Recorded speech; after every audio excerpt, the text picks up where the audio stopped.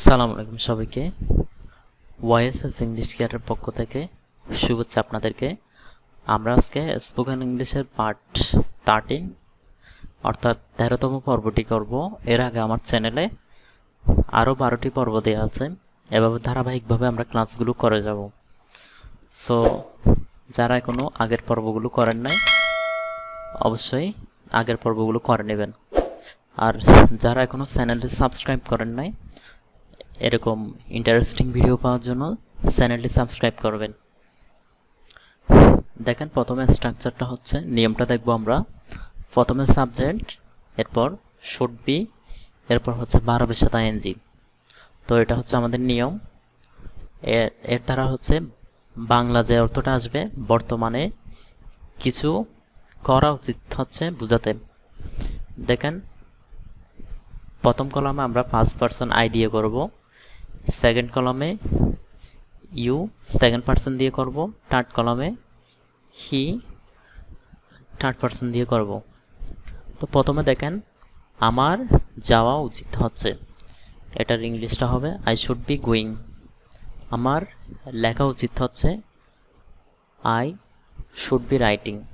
আমার খাওয়া উচিত হচ্ছে আই শুড বি ইটিং। আমার আসা উচিত হচ্ছে আই শুড বি কামিং। আমার ব্যবহার উচিত হচ্ছে আই শুড বি ইউজিং।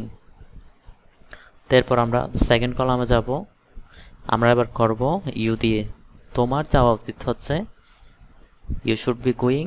তোমার লেখা উচিত হচ্ছে ইউ শুড বি রাইটিং। তোমার খাওয়া উচিত হচ্ছে ইউ শুড বি ইটিং। তোমার আসা উচিত হচ্ছে ইউ শুড বি কামিং। তোমার ব্যবহার উচিত হচ্ছে ইউ শুড বি ইউজিং। এরপর আমরা হচ্ছে থার্ড কলামে করব, তার যাওয়া উচিত হচ্ছে হি শুড বি গোয়িং। এরপর আমরা বলতে পারি তার লেখা উচিত হচ্ছে হি শুড বি রাইটিং। তার খাওয়া উচিত হচ্ছে হি শুড বি ইটিং। তার আসা উচিত হচ্ছে হি শুড বি কামিং। তার ব্যবহার উচিত হচ্ছে হি শুড বি ইউজিং। তো এটাই ছিল আমাদের 13তম পর্ব। তো সবাইকে অসংখ্য ধন্যবাদ ক্লাসটি মনোযোগ সহকারে করার জন্য। আজকের ক্লাস এখানেই সমাপ্তি।